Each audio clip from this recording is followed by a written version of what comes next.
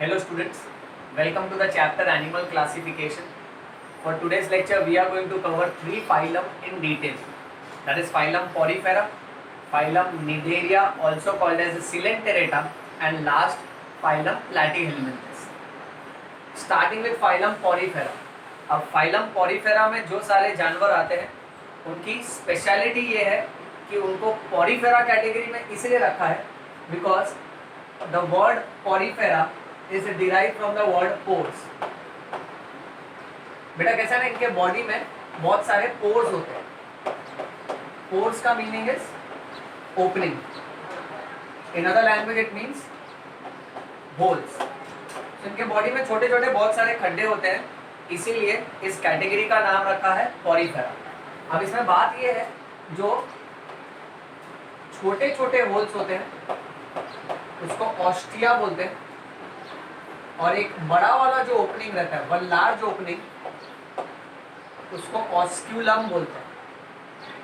अब बेटा ये याद रखना, ऑस्टिया से पानी अंदर आता है, so the water enters inside through ostia, और ऑस्क्यूलम से पानी बाहर जाता है. तो ये बहुत ही इंपॉर्टेंट पॉइंट है. ये जानवर जो है ना, they feed upon smaller animals through water. ये छोटे छोटे जानवरों को खाते हैं पानी के माध्यम से, और वो छोटा जानवर और पानी इनके शरीर में एंट्री मारता है थ्रू ऑस्टिया. कैसे याद रखने का, ऑस्टी आ यानी अंदर. तो पानी अंदर आ रहा है छोटे छोटे ओपनिंग्स की वजह से, जिसको ऑस्टिया बोलते हैं, और पानी बाहर जाता है बड़े बड़े ओपनिंग्स की वजह से, जिसको ऑस्क्यूलम बोलते हैं. आगे बढ़ते हैं. ये सारे के सारे जानवर एक्वेटिक होते हैं, यानी पानी में पाए जाते हैं. अब बेटा here you have to remember that these are mostly marine. These are mostly marine and few of them are found in fresh water. So as we all know, marine water means salty water. ज़्यादातर ये जानवर जो है ना वो salty water में पाए जाते हैं. बहुत कम ऐसे जानवर इस कैटेगरी के हैं जो fresh water में पाए जाते हैं. नेक्स्ट, इनका जो बॉडी है,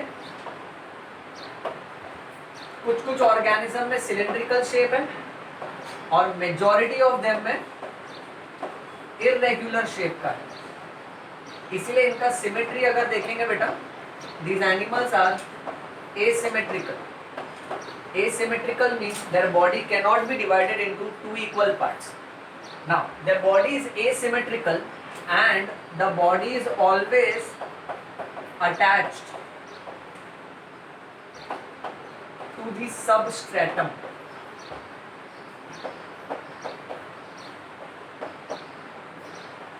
सबस्ट्रेटम का मतलब होता है बॉटम. तो इनका जो बॉडी है ना, वो समुद्र की गहराई का जो बॉटम है ना, उसको अटैच रहता है. ओके, इसलिए कहा जाता है the body is always attached to the substratum. In another hi-fi language, these animals are sedentary. Sedentary का मतलब ये रहता है कि इन एनिमल्स का body is always attached to the bottom and these animals do not show locomotion. That means these animals cannot move from one place to another. इसको हम बोलते हैं sedentary. That means they are fixed at a single position. Moving on. Next. इनके body के बाहर की तरफ कांटे की तरह स्ट्रक्चर्स होते हैं, जिसको स्पाइक्यूल्स, और you can call it as spongin fibers. अब ये जो स्पाइक्यूल्स और स्पॉन्जिन फाइबर्स हैं, ये किसके बने होते हैं बेटा? So you have to remember, ये कैल्शियम कार्बोनेट का बना होता है.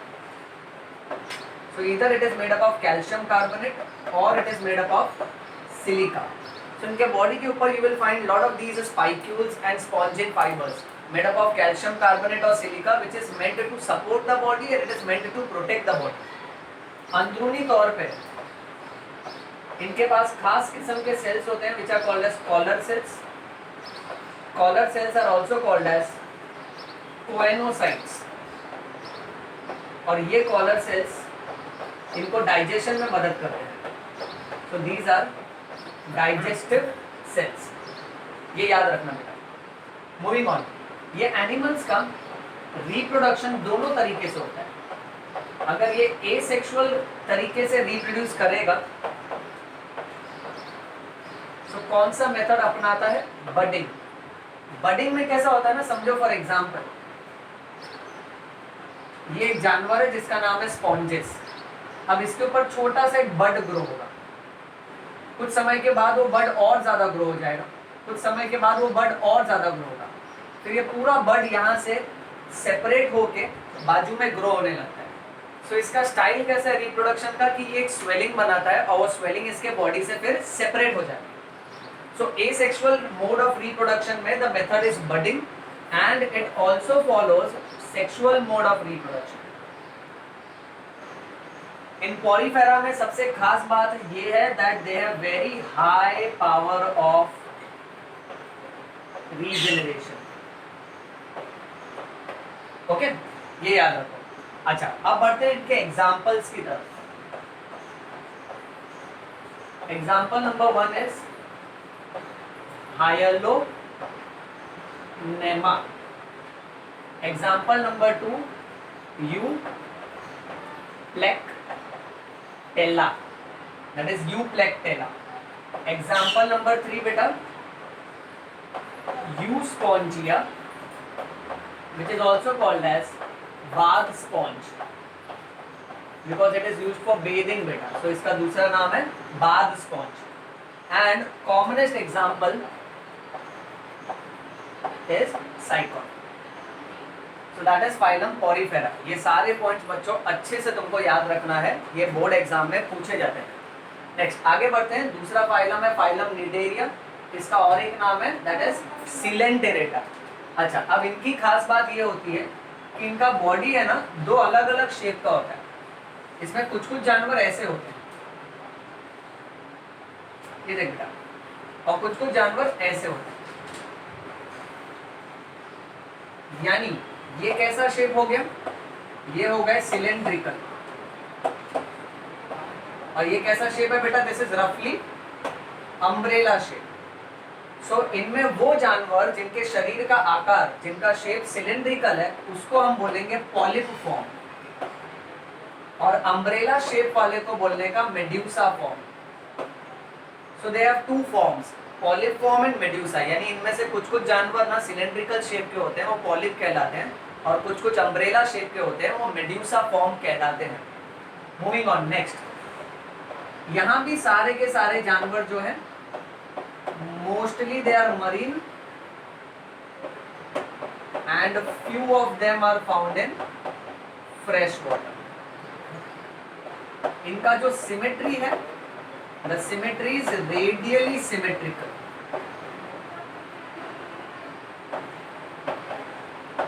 रेडियली सिमेट्रिकल का मतलब ये होता है कि इनका जो सिलेंड्रिकल बॉडी है उसको अगर मैं रेडियस के अलोंग कट करूं किसी भी डायरेक्शन से, passing through the radius, I will always get two equal part, that is why the body is called as radially symmetrical body. Next, these animals are diploblastic. Diploblastic last lecture में discuss किया था, इनका body में सिर्फ दो germ layer होता है, ectoderm और endoderm. Mesoderm is absent, so there is presence of only two germinal layers, that is outer ectoderm, inner endoderm, that is why these animals are said to be diploblastic। Diploblastic में इनका शरीर पूरा का पूरा ये दो ही layer से बनता है। Moving on, next, in animals की सबसे खास बात ये है that they show presence of hair like structures which are called as tentacles। अब ये टेंटाकल्स का कॉमनेस्ट एग्जांपल एक जानवर है जो जिसका नाम है हाइड्रा। अब हाइड्रा का कैसा बेटा, ऐसा सिलेंड्रिकल बॉडी होता है और उसके पास ऐसे बहुत सारे हेयर लाइक स्ट्रक्चर होते हैं जिसको टेंटाकल्स बोलते हैं। अच्छा, अब ये टेंटाकल्स के ऊपर ना कांटे की तरह स्ट्रक्चर्स होते हैं, वो कांटे की तरह स्ट्रक्चर्स को हम लोग बोलेंगे निडोसाइट्स। You can also call them as nidoblast also। Okay, if it is immature it is called as nidoblast, if it is mature it is called as nidocyte। और ये निडोसाइट जो है ना, ये कांटे की तरह रहता है। सो ये अपने शिकार को इस कांटे से चुभो के उस शिकार के अंदर जहर छोड़ देता है। So it is used to inject toxin inside the body of prey, prey यानी इसका शिकार। सो इस तरह से ये अपना शिकार पकड़ता है टेंटैकल्स की मदद से। Moving on, next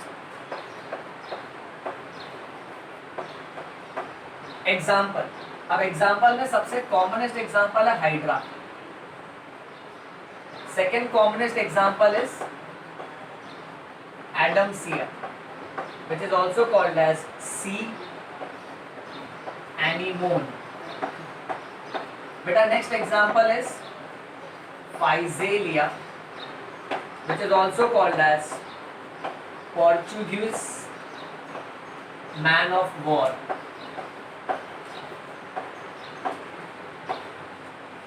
Then next example is Aurelia, which is also called as jellyfish. And then beta, the last example that we will take is corals. अब ये सब अलग अलग जानवर का नाम है जो ये कैटेगरी को बिलोंग करते हैं। ओके, हर एक जानवर का फोटो इफ यू वांट बेटा आप गूगल कर सकते हो, या फिर आप टेक्स्ट बुक में जो जो फोटोज दिए हैं उसको रिफर कर सकते हो, so that you will get rough idea कि एनिमल्स कैसे दिखते हैं। हालांकि ये सारे कैरेक्टरिस्टिक्स उनके याद रखो। Moving on, last phylum Platyhelminthes. अब बच्चों प्लैटीहेल्मिन्थेस में कैसा है ना, हेल्मिन्थेस का मतलब होता है कीड़ा, कीड़ा यानी वर्म्स, और बेटा प्लैटी का मतलब होता है फ्लैट, इसलिए ना इसको दूसरी भाषा में इनको फ्लैट वर्म्स कहा जाता है। अच्छा, ये जो सारे के सारे कीड़े हैं ना, ये मोस्टली एंडो पैरासाइट होते हैं। अच्छा, एंडो मतलब अंदर, और पैरासाइट कौन होता है, जो हमेशा नुकसान पहुंचाता है। So parasite always harms the host, अपने टारगेट को हमेशा नुकसान पहुंचाता है। जैसे मॉस्किटो, मॉस्किटो हमारा खून चूसता है, हमको नुकसान पहुंचाता है। सो मॉस्किटो इज एक्टो पैरासाइट। क्यों? क्योंकि वो हमारे शरीर को नुकसान पहुंचा रहा है बाहर से। पर ये कीड़े एंडो पैरासाइट होते हैं, यानी ये हमारे शरीर के अंदर घुसते हैं, और अंदर घुसने के बाद सारे पोषण को एब्जॉर्ब करते हैं, न्यूट्रिएंट्स को एब्जॉर्ब करते हैं। That is the reason why, remember, most of these worms are endoparasites. Okay, few of them are free living. Free living का मतलब होता है दे आर इंडिपेंडेंट लिविंग, यानी किसी और जानवर के शरीर के अंदर नहीं। ओके, खुद ब खुद इंडिविजुअली पाया जाता है। So they are few of them are free living and few of them are aquatic, यानी बेटा तुमको ये पानी में मिलेगा। प्लैटीहेल्मिन्थेस के बॉडी के अंदर कैविटी नहीं होता है, that is why they are also called as acoelomates. Acoelomates means absence of cavity. So body के अंदर कोई एम्प्टी स्पेस नहीं है। अच्छा, नेक्स्ट, इनका बॉडी बायलैटरली सिमेट्रिकल होता है।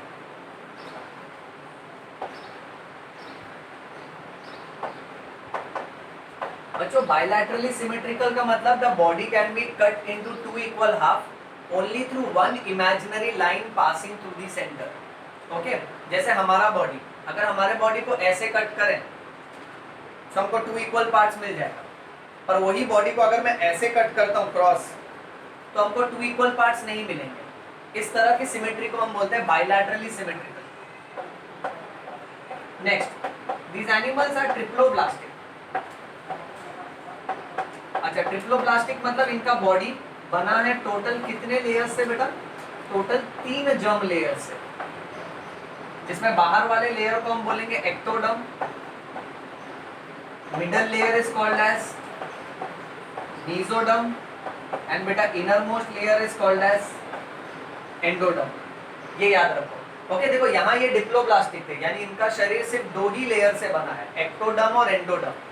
ये जो जानवर है ये ट्रिप्लोब्लास्टिक है, ट्राई मींस 3, क्योंकि इनका बॉडी 3 जर्मिनल लेयर से बना है, outer ectoderm, middle mesoderm and inner most endoderm. Moving on, next, these animals are hermaphrodite। hermaphrodite का मतलब होता है बेटा बाइसेक्सुअल। बाइसेक्सुअल मतलब एक ही कीड़े में पुरुष के लिंग का हिस्सा भी होगा और महिला का लिंग का हिस्सा भी होगा, यानी इसमें मेल रिप्रोडक्टिव पार्ट और फीमेल रिप्रोडक्टिव पार्ट एक ही शरीर में, एक ही कीड़े में, इसलिए इसको बाइसेक्सुअल बोलते हैं। हाई-फाई लैंग्वेज है हर्माफ्रोडाइट। नेक्स्ट एग्जाम्पल में 3 एग्जाम्पल याद रखना है बेटा। First example is planaria, then next example we will remember a tapeworm, and then we will remember another example, that is liver flu. Alright, so ये है basic characteristics of these 3 fibre. अब बच्चों text book के हिसाब से 2 extra information है। First extra information is related to bath sponge, उस बारे में मैं यहां लिख देता हूं। Okay, so I am putting a star, this is a star point. अब ये जो बाथ स्पॉन्ज होता है ये ना ब्लैक कलर का होता है, अप्रोक्सीमेटली राउंड शेप का होता है, स्पंज की तरह ही रहता है। ओके, जैसे एक कापूस आता है ना, ऑलमोस्ट वैसा ही दिखता है ये। ओके, ब्लैक कलर का राउंड शेप का होता है बेटा, और इसमें वाटर होल्डिंग कैपेसिटी बहुत ज्यादा होती है।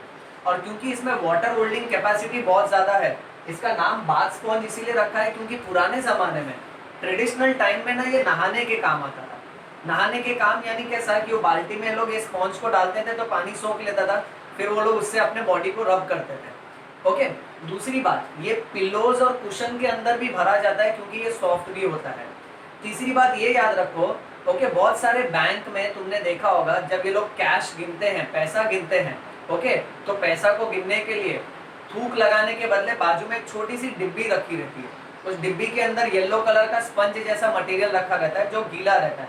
ओके, उसमें थोड़ा पानी डाल के रखते हैं, तो उसमें ऐसे उंगली डुबोते हैं तो उंगली गीली हो जाती है और फिर नोट को काउंट करते हैं। अब उसके अंदर भी जो मटेरियल रखा रहता है ना, that is also the body of this animal which is called as bath sponge. और इसके बॉडी में बहुत सारे प्रोटीन फाइबर्स होते हैं। ओके, और इसके पास वाटर होल्डिंग कैपेसिटी होती है, ये याद रखो। अच्छा, नेक्स्ट स्टार पॉइंट जो है ना बेटा, वो कोरल से रिलेटेड है।